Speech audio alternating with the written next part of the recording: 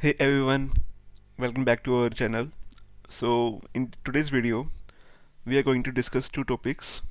First is index function, how to use it, and how to use count a function with index. Alright, so let's understand index with an example. So we have our data here, item numbers, zone and size. And we want to check from the combination of these things, zone and size, what shipping cost would be uh, for that particular item number from this table, this one, this rectangular table. All right, so as we can understand that we cannot use vlookup, HLOOKUP, XLOOKUP to get data from this kind of table, right? So what we can do, we can use index function, and let's see how it will help us. I will just type now index. So it is asking me the array, that is a area we want to check our uh, data or fetch our data like shipping cost. So this is the table area from which we want to fetch our data. Alright, now comma. Now it is asking me the row number, that is 6, and column number, that is 5, that is K2. Alright, so I will just do bracket close. Now enter. So see, it has provided me the shipping cost of 9.15. We can check that from the table we have on our right. So our zone was 6 and size was 5.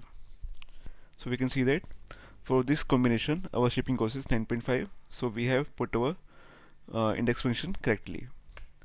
And now to paste this formula to the other item numbers, we have to freeze our this area. To do that, we can just go to this area and press F4 to freeze it, like I have done. Now I will just press enter, copy this, select the column, and now paste it. So yes, this is how we can use index function. And just to clarify, we do not always have to give a reference for row number and column numbers. We can just type it as 6 and 5. So same results, right? Just give you idea of that function.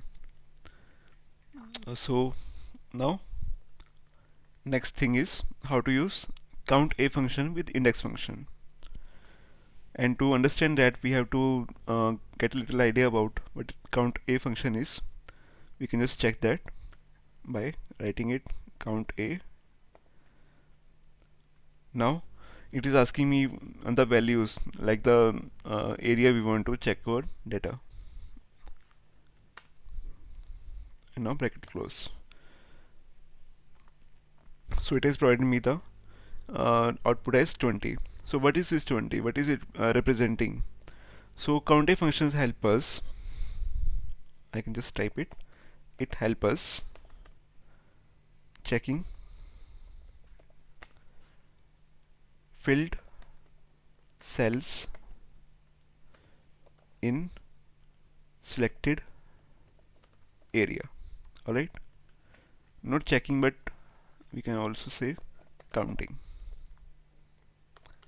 Alright, so this is what count a function is being used normally. But when it is being used with index function, its purpose is different.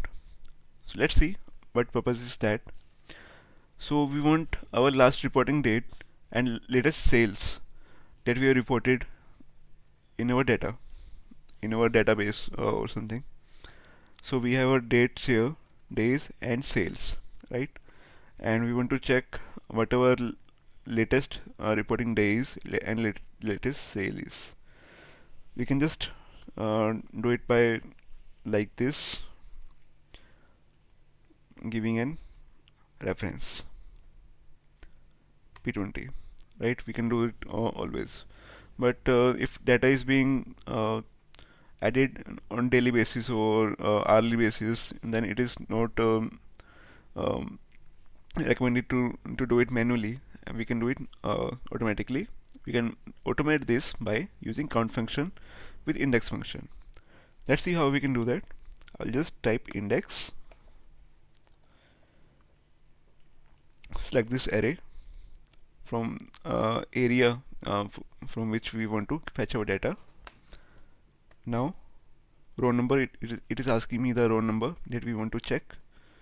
So I will just type count A,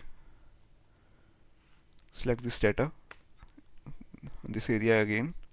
Now bracket close, again bracket close. We do not need a column number here because we have just selected one row and not one column, and not any row combination of rows and columns, right?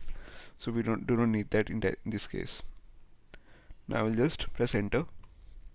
So see, it has provided me the result as latest reporting date, which is 1st August 2020. Now the same thing I can apply to sales, like this: index, my area. Now for row number we can use count A.